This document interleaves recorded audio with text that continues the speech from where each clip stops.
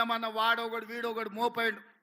వాళ్ళు వీళ్ళు వాళ్ళ చెంచాగాళ్ళు కార్యకర్తల మీద కేసులు పెట్టాలనో కార్యకర్తల మీద దాడులు చేస్తామనో ప్రయత్నం చేస్తారు.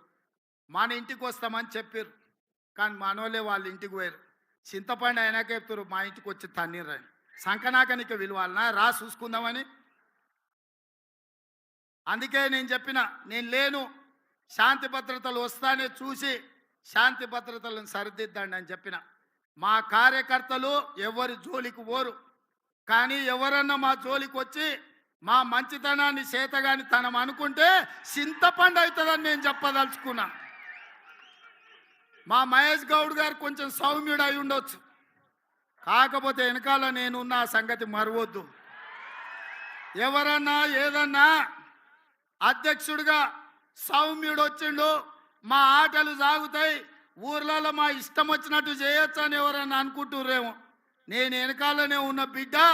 ఎవరన్నా మా కార్యకర్తల జోలికి వస్తే ఒక్కడొక్కడికి ఉంటుందని నేను చెప్తున్నా.